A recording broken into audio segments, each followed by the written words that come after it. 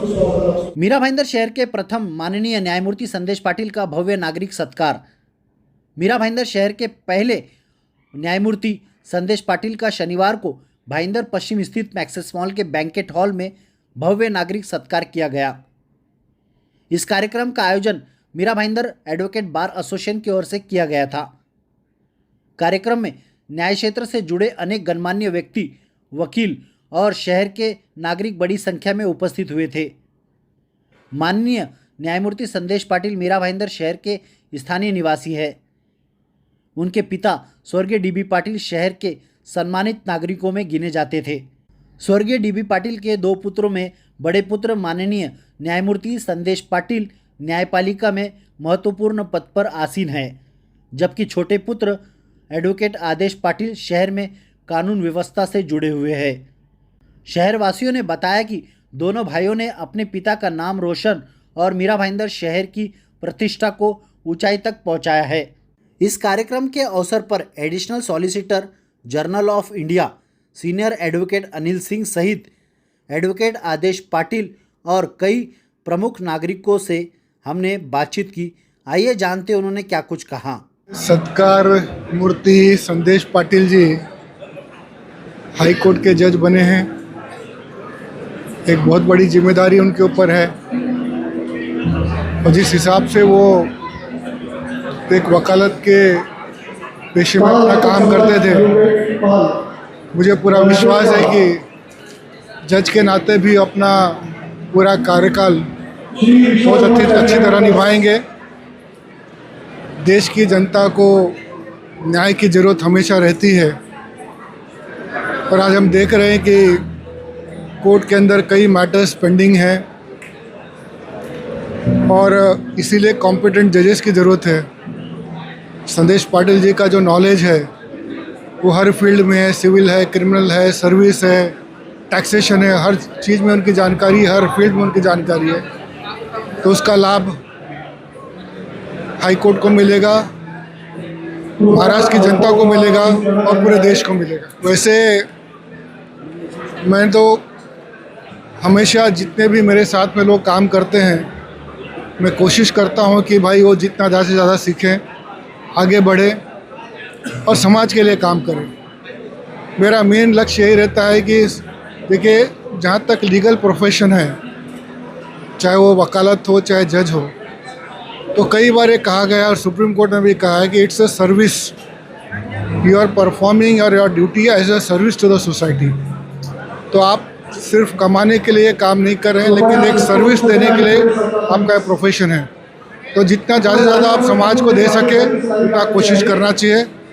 और मुझे ऐसा लगता है कि संदेश पाटिल जी ने जो ऐसे भी बाकी लोगों से सीखा है और मुझसे भी जो सीखा है, उसको पूरी तरह वो अमल में लाएंगे। मेरे लिए तो ये बहुत खुशी की बात है। मेरी खुशी दुगनी है क्योंकि मीरा भाईंदर एडवोकेट एसोसिएशन का खजीनदार बल्कि और मेरे भाई साहब खुद जज बने हैं, इसीलिए मेरी जो खुशी है वो द्विगुणित हुई है। आज जो उन्होंने हासिल किया है वो उनकी मेहनत का परिणाम है और मेरे पिताजी स्वर्गीय श्री दादा साहेब पाटिल जी, उनका आशीर्वाद उनके पीछे है और इसीलिए वो यहाँ तक पहुँच पाए। पिताजी का काफ़ी नाम रहा है और हमारे जड़न नड़न में उनका इतना योगदान रहा है। आज उनके बिना ये प्रोग्राम हो रहा है, इसीलिए हम थोड़े भावुक हो गए। देखिए, जस्टिस संदेश पाटिल साहब ने आज एक चीज़ बहुत बड़ी बात कही है उन्होंने स्टेज पे से, कि मीरा भाईंदर में वो पहले व्यक्ति हैं जो जज बन के आगे उभर के आए हैं। भविष्य में उन्होंने रास्ता दिखाया लोगों के लिए, न्यू एडवोकेट्स के लिए। उनका ये कहना है कि भाई मैं बन सकता हूँ, मैंने इतना मेहनत करके दिया, तो आज मैं पहला व्यक्ति हूँ। और मीरा भाईंदर में ऐसे बहुत बच्चे जो पढ़ रहे हैं, वो भविष्य उनका जज बन के प्रैक्टिस करके अच्छा वकालत छोड़ के वो जज बन सकते हैं, तो कोई भी बन सकता है। उन्होंने मार्ग दिखाया है और मीरा भाईंदर के लोगों के लिए बहुत सम्मान की बात है कि अगर वो बन सकते हैं, वो कहीं एक छोटे गांव से आके भाईंदर में बस के, और उनके पिताजी क्रिमिनल एडवोकेट नहीं थे, क्रिमिनल प्रैक्टिस नहीं करते थे साहब, सिविल, प्योर सिविल थे। और सर ने यही बताया कि भाई मैं क्रिमिनल हिस्ट्री मैंने चेंज किया, क्रिमिनल प्रैक्टिस करके आज मैं प्रैक्टिस कर सकता हूँ, मेरे लिए अपॉर्चुनिटी खुल सकती है, तो कोई भी कर सकता है। तो ये लॉ स्टुडंट लोगों के लिए एक मार्ग, एक रास्ता है। 1972 पासून त्यांचा आमचा परिचय, 50 वर्षापूर्वीपासून ग्रामपंचायतमध्ये आम्ही निवडून आलो होतो. आणि त्याच्यानंतर आमचं म्हणजे घरोबा असा वाढला जास्त कधी. माझं लग्न आणि त्यांचं लग्न एकाच दिवशी राम मंदिर हॉलमध्ये, पहिल्या माळ्याला माझं, दुसऱ्या माळ्यावर त्यांचं लग्न.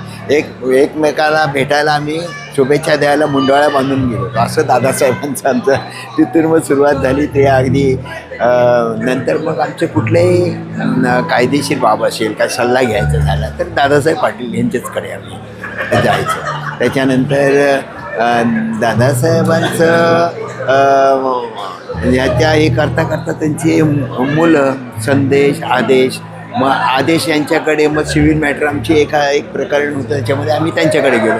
त्यांच्याकडे गेल्यानंतर मग ते सिव्हिल पुढे हायकोर्टात जायची वेळ आली.